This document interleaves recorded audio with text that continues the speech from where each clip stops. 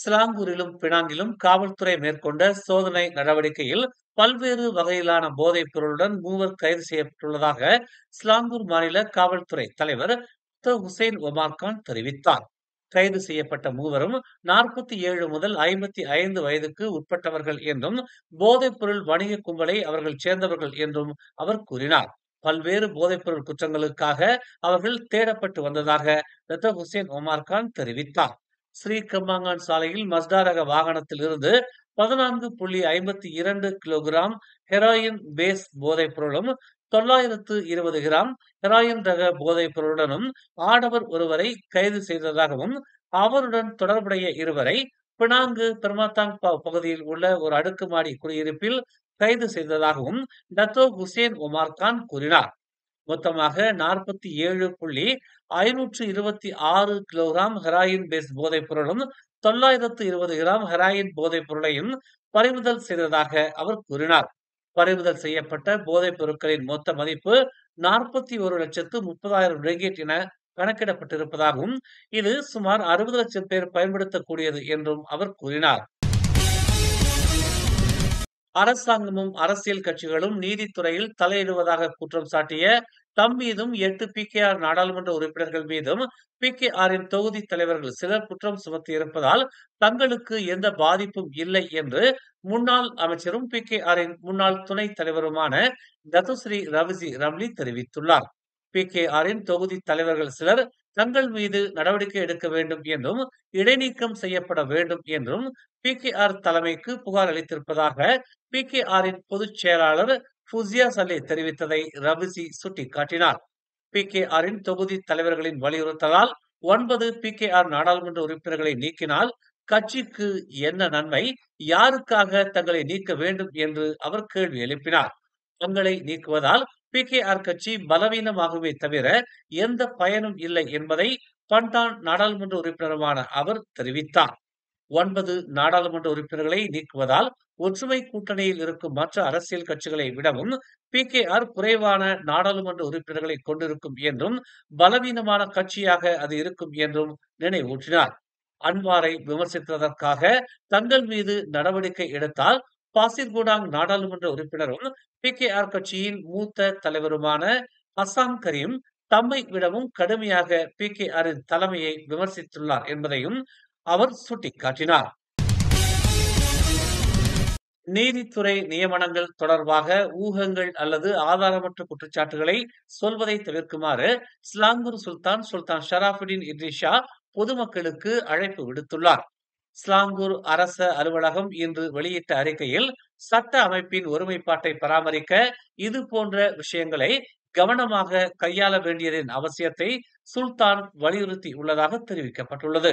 நேற்று நடைபெற்ற ஆட்சியாளர்கள் மாநாட்டின் 269வது கூட்டத்திற்கு பிறகு சுல்தான் இதனை தெரிவித்துள்ளார்.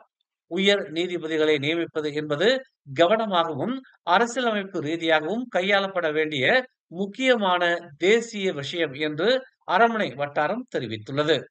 நமது நாட்டின் நிர்வாகத்திற்கு மையமாக இருக்கும் சட்டத்தின் ஆட்சி மற்றும் நீதியின் கொள்கைகளை நிலைநிறுத்த இந்த அரசியலமைப்பு செயல்முறை வெளிப்படையாகவும் விடாமுயற்சியுடனும் மேற்கொள்ளப்பட வேண்டும் என்று சுல்தான் வலியுறுத்தியுள்ளார்.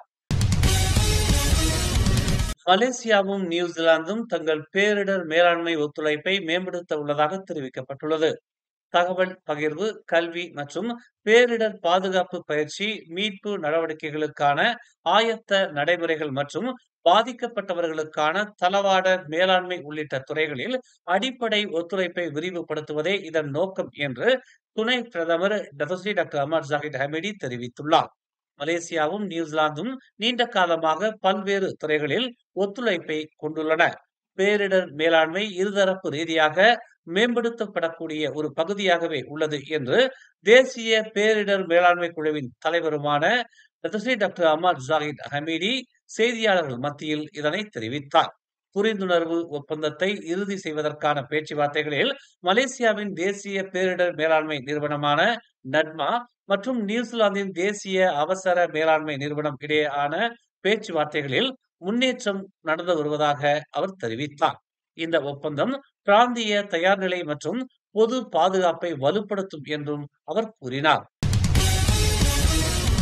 சிரியாவின் டமாஸ்கஸில் இஸ்ரேல் நடத்திய அண்மைய வான்வழி தாக்குதல்களை பிரதமர் டதஸ்ரீ அன்வார் இப்ராஹிம் கடுமையாக கண்டித்துள்ளார். அவை சிரியாவின் இறையாண்மை மற்றும் சர்வதேச சட்டத்தை மீறுவதாக தெரிவித்துள்ளார்.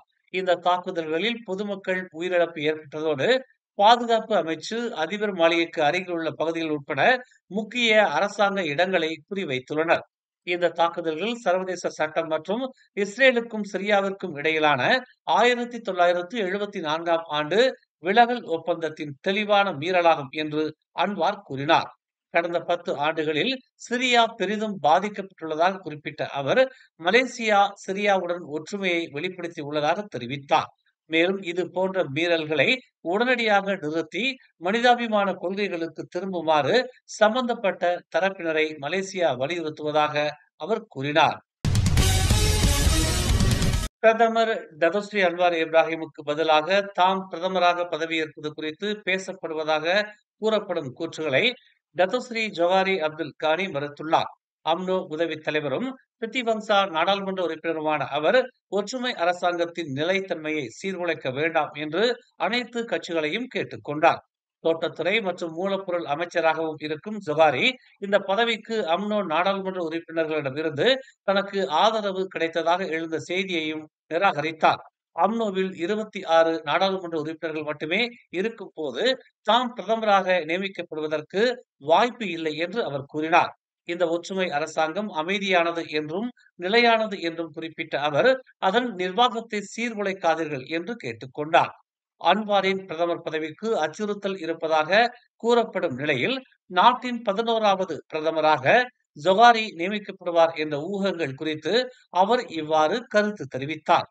பண்டான் நாடாளுமன்ற உறுப்பினர் டதஸ்ரீ ரவிசி ரம்லி 8 PKR நாடாளுமன்ற உறுப்பினருடன் சேர்ந்து ஜொஹாரிக்கு தங்கள் ஆதரவை வழங்க திட்டமிட்டுள்ளதாக வதந்திகள் எழுந்துள்ள நிலையில் இது நிகழ்ந்துள்ளது. ஒற்றுமை அரசு 2.0 அமைக்க ஜொஹாரிக்கு அதிகாரம் அளிக்க PKR நாடாளுமன்ற உறுப்பினர்கள் குழு, சபா சரவா நாடாளுமன்ற உறுப்பினர்கள் உட்பட வரிசான் மற்றும் பாஸ் நாடாளுமன்ற உறுப்பினர்களும் ஆதரிக்க தயாராக இருப்பதாக கூறப்பட்டது. 2026 மலேசியாவுக்கு வருகை தரும் ஆண்டை முன்னிட்டு கோலாலம்பூர் சர்வதேச விமான நிலையத்தின் சுற்றுப்புறங்களை அழகுபடுத்துவதற்காக 30 லட்சம் ரிங்கிட் மதிப்பிலான புதிய பசுமை நிலத்தோற்ற திட்டம் அடுத்த ஆண்டு தொடக்கத்தில் நிறைவடையும் என்று வீடமைப்பு மற்றும் உள்ளாட்சித்துறை அமைச்சர் ngா கூர்மிங் தெரிவித்துள்ளார். KLIA முனையம் 1 மற்றும் முனையம் 2 பிரதான நுழைவாயில்களில் குறிப்பிடத்தக்க அழகியல் மேம்பாடுகளை கொண்டு வரும் திட்டம் இந்த திட்டம் என்று அவர் கூறினார். 2 முனையங்களில் இருந்தும் வெளியேறும் சாலைகளும் பசுமையான மாற்றத்தை பெறும் என்றும், மேலும் இயற்கையான தோற்றத்திற்காக பாதையில் பல்வேறு புதிய தாவரங்கள் சேர்க்கப்படும் என்றும் அவர் கூறினார். பன்முகத்தன்மையில் நல்லிணக்கம் என்ற கருப்பொருளில் வித்தியாசமான பல தாவர வகைகளை இதற்காக பயன்படுத்தவிருப்பதாக அவர் கூறினார். திட்டத்தின் வடிவமைப்பு மலேசிய விமான போக்குவரத்து நிறுவனத்துடன் இணைந்து தேசிய நிலப்பரப்பு துறையால் முழுமையாக உருவாக்கப்படும் என்று நான் குறிப்பிட்டார். இந்த திட்டம் முடிவடைய குறைந்தது 6 மாதங்கள் ஆகும் என்று மதிப்பிடப்பட்டுள்ளது.